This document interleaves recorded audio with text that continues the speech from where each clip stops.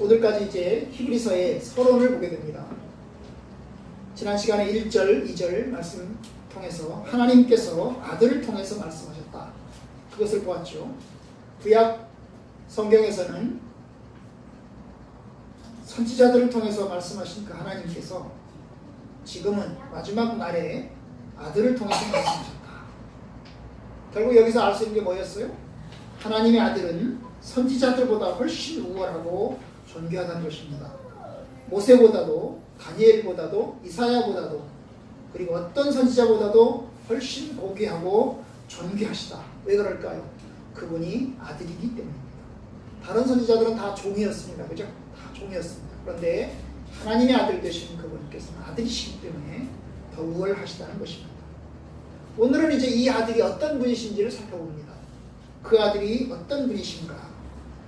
바로 2절에서 지난번에 이제 그 아들이 만유의 상속자이시고 그리고 또한 세상을 창조하신 창조주이시다. 이것을 보았습니다. 오늘 이제 여기서 3절에서 5가지로 이야기를 합니다. 그 하나님의 아들이 과연 어떤 분이신가를 5가지로 이야기를 합니다. 첫 번째, 이는 하나님의 영광의 광채시오. 하나님의 아들 되신 예수님께서 얼마나 탁월하신지를 이야기하는 말씀이죠. 그는 하나님의 영광의 광채라는 겁니다. 광채라는 게 뭡니까? 빛을 비추는 거죠. 햇빛이 있고 난 다음에 그 햇빛에서 빛을 비춰서 우리로 하여금 따뜻하게 밝게 하여 줍니다. 그럼 무슨 빛을 비출까요? 하나님의 영광을 비추는 것입니다. 하나님의 영광을 하나님의 아들 되신 분께서 하나님의 그 존귀하심과 위대하심을 그 아들 되시는 예수 그리스도께서 비추시는 것입니다. 하나님의 영광을 드러내고 보여주십니다. 여기서 하나님과 아들의 관계를 볼 수 있습니다. 아들은 아버지의 영광을 비춥니다. 꼭 태양과 비추는 것을 봅니다. 여러분, 태양은 하늘에 떠 있죠. 그런데 태양 자체는 우리에게 오지 못합니다. 태양은 하늘에 있습니다. 그런데 그 태양의 빛이 우리에게 비쳐서 그것 때문에 우리가 덥기도 하고 우리가 밝게도 됩니다. 태양에서 광채가 나와서 이 광채가 우리에게 비추는 것입니다. 그러니까 바로 하나님의 아들이 그렇습니다. 여러분, 광채는 태양 자체는 아닙니다. 광채는 빛이죠. 그런데 그 광채는 태양 자체는 아닙니다. 태양은 하늘 위에 있기 때문에. 마찬가지입니다. 하나님 아버지와 아들이 같은 분은 아닙니다. 아버지가 아들이 아니고 아들이 아버지는 아닙니다. 그런 면에서 다르신 분입니다. 물론 그렇다고 해서 아버지와 아들이 전혀 관계가 없다, 전혀 다르다 이렇게 말할 수도 없습니다. 우리는 삼위일체 하나님 가운데서 아버지와 아들의 관계의 모습을 보게 됩니다. 그는 삼위로 계시되 한 분이신 하나님이십니다. 결국 하나님은 보이지 않으신데 그 보이지 않은 하나님이 광채를 통해서 우리에게 보여주십니다. 사실 우리는 하나님이 어떤 분인지를 잘 모릅니다. 왜냐하면 하나님을 본 적이 없기 때문에, 하나님을 볼 수도 없기 때문에. 그러나 독생자이신 예수 그리스도를 통해서 우리는 하나님을 알게 됩니다. 하나님께서는 자기 자신을 예수 그리스도를 통해서 보여주십니다. 바로 그분이 하나님의 영광의 광채십니다. 두 번째, 아들은 그 본체의 형상이십니다. 여기서 그 본체라고 하는 것은 하나님을 이야기하겠죠. 성부 하나님을 특별히 지칭합니다. 그리고 그 성부 하나님의 형상이라는 것입니다. 형상이라는 게 뭡니까? 보인다는 거죠. 보이는 거예요. 그럼 본체가 있고 그 본체의 형상이 있는 것입니다. 마치 도장을 찍는 것 같습니다. 도장을 종이 위에 찍으면 도장에 새겨진 부분이 종이 위에 남습니다. 그러면 도장은 따로 있고 도장에 새겨진 부분이 있는 것입니다. 바로 그 도장이 찍혀진 부분이 형상인 셈인 것입니다. 그렇습니다. 그 본체는 하나님이십니다. 하나님의 본질과 성품이 성부 하나님에게 다 있습니다. 그는 빛이시오, 그는 사랑이시오, 그는 공의이십니다. 그런데 바로 그 본체의 형상이 바로 예수 그리스도이십니다. 아버지의 본질과 아버지의 성품이 예수 그리스도를 통해서 보여지고 알려지는 것입니다. 그는 본체의 형상이신 것입니다. 우리는 형상 그러니까 꼭 창세기 1장에서 한 말씀을 생각합니다. 하나님이 자기 형상, 곧 하나님의 형상대로 사람을 창조하시되 남자와 여자를 창조하셨다 그런 말을 합니다. 여기서 사람이 하나님의 형상이라는 말이 창세기 1장에 등장을 합니다. 하나님의 본질과 하나님의 성품이 사람들 속에 나타났다는 것입니다. 그의 거룩하심과 그의 의로우심이 사람들에게 나타났다는 것입니다. 그런데 사람들은 하나님을 온전히 다 드러내지 못했습니다. 아담과 그리고 가인, 아벨 모든 인간은 하나님의 형상을 다 드러내지 못했습니다. 왜냐하면 사람은 피조물이기 때문입니다. 하나님은 창조물이시고 그리고 사람은 피조물이기 때문에 드러낼 수 없습니다. 게다가 사람은 타락하였죠. 결국 사람은 하나님의 형상을 온전히 다 드러내 보이지 못했습니다. 그런데 그리스도는 다르십니다. 예수 그리스도는 피조물이 아니기 때문에 하나님이시기 때문에 온전하게 절대적으로 드러낼 수 있습니다. 예수 그리스도는 죄가 없으시기 때문에 하나님의 본질을 충분하게 온전하게 다 드러내십니다. 시작도 없고 끝도 없으신 하나님처럼 예수님께서 또한 시작도 없고 끝도 없으십니다. 온전히 하나님을 찍어낸 완벽한 형상이요 완벽한 모양이 바로 예수 그리스도이십니다. 사실 우리는 도장 자체를 본 적이 없습니다. 도장에 찍혀진 그 모습, 그 자국이 나타난 것입니다.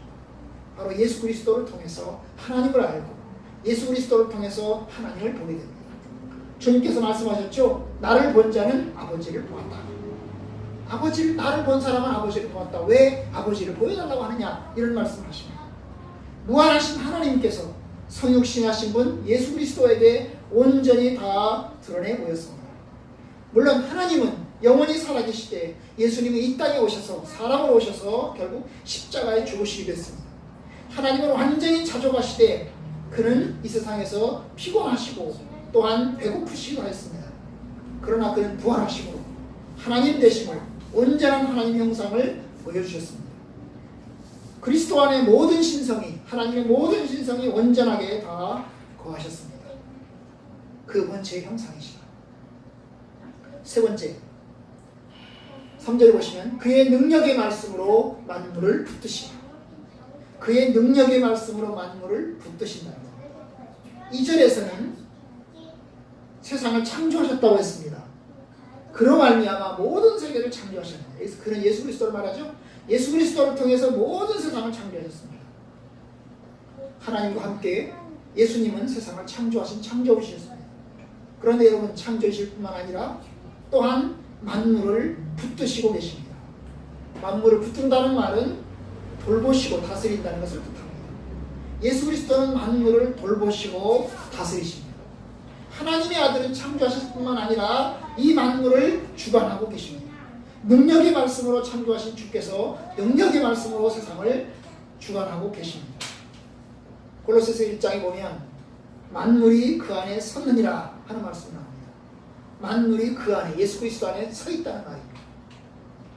우리가 다 이것을 이해 못합니다. 우리는 세상을 그냥 스스로 굴러가는 것이 아니라는 걸 알아야 됩니다. 하나님이 세상을 만들어 놓고 그냥 굴러가게 내버려 뒀다는 것이 아닙니다. 하나님은 예수 그리스도를 통해서 만물을 붙들고 계십니다.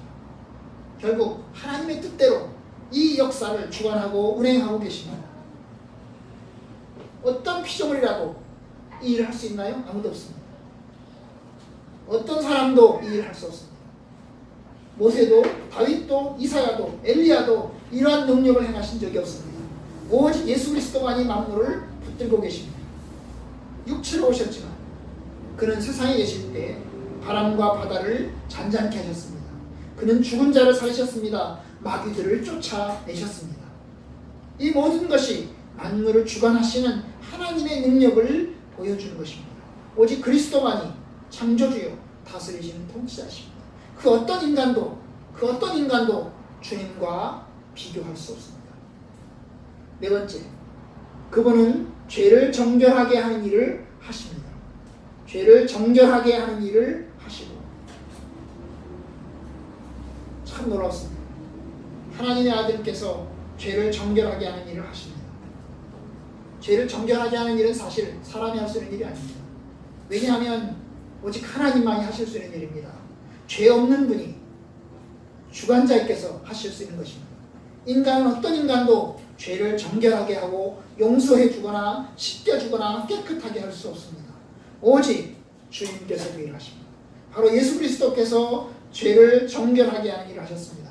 어떻게 하셨나요? 십자가에 죽으시면서, 십자가에 못 박혀서 자신의 피를 흘려주시면서 죄를 정결하게 하는 일을 하셨습니다. 죄를 정결하게 하신다는 말씀 통해서 우리가 죄를 정결할 필요가 있는 죄인인 것을 깨닫게 됩니다. 우리는 예수님의 죽으심을 통해서 우리의 죄가 정결하게 되었습니다. 우리 중에 어떤 사람도 이 일을 하지 못합니다. 모세도 다윗도 엘리야도 어떤 사람도 죄를 정결하게 하는 일을 하지 못합니다. 왜냐하면 우리 모두가 죄인이기 때문입니다. 우리 모두가 오히려 죄의 정결함, 죄의 용서가 필요한 사람들이기 때문입니다. 오직 하나님만이 우리를 정결하게 하시고 오직 하나님만이 우리를 깨끗하게 용서하실 수 있습니다. 그런데 주님께서 속죄의 죽음을 통해서 죄를 정결하게 하셨습니다. 그 아들 예수의 피가 우리를 모든 죄에서 깨끗하게 하셨느니라. 마지막 다섯 번째, 죄를 정결하게 하는 일을 하시고 높은 곳에 계신 지극히 크신 이의 우편에 앉으셨느니라. 그분이 저를 정결하게 하는 일을 하시고 난 다음에 이 땅에서 그 일을 감당하시고 난 다음에 그 다음에 그가 어떻게 됐습니까? 그는 지극히 크신 분 하나님이죠. 그 하나님 우편에 앉으셨습니다. 지극히 크신 분, 바로 성부 하나님은 최고의 존엄이요 가장 최고의 존귀와 영광을 가지신 분이신데, 바로 이 최고의 존엄이요 가장 존귀와 영광을 가지신 그분 바로 옆에 우편에 앉으셨습니다. 그 말은 그분께서, 예수 그리스도께서도 역시 가장 최고의 존엄이요 가장 최고의 존귀와 영광을 가지신 분이신 것을 이야기합니다. 바로 예수님께서 그 우편에 앉으셨습니다. 비천과 죽음에 떨어지셨던 예수님께서, 그리고 십자가에 못 박혀 죽으시면서 수치와 모욕을 당하셨던 그 예수님께서 하나님 보좌 우편에, 그리고 가장 존귀의 자리에 앉으셨습니다. 이 다섯 가지 아들에 관한 이 설명은 하나님의 아들이 그는 영광의 광채시오, 그 본체 형상이시오, 그리고 만물을 붙드시고 죄를 정결하게 하는 일을 하시고 그리고 가장 지극히 높으신 분의 우편에 앉으셨다라고 하는 이 다섯 가지 표현은 하나님의 아들이 선지자들보다 탁월하신 것을 보여줍니다. 어떤 사람도 예수님과 비교할 수 없습니다. 예수 그리스도는 아들이십니다. 그는 세상의 상속자이십니다. 그는 창조주이십니다. 그는 영광의 광채십니다. 그는 만물을 붙들고 계십니다. 그는 죄를 정결하게 하는 일을 하십니다. 그는 하나님 보좌 우편에 앉으셨습니다.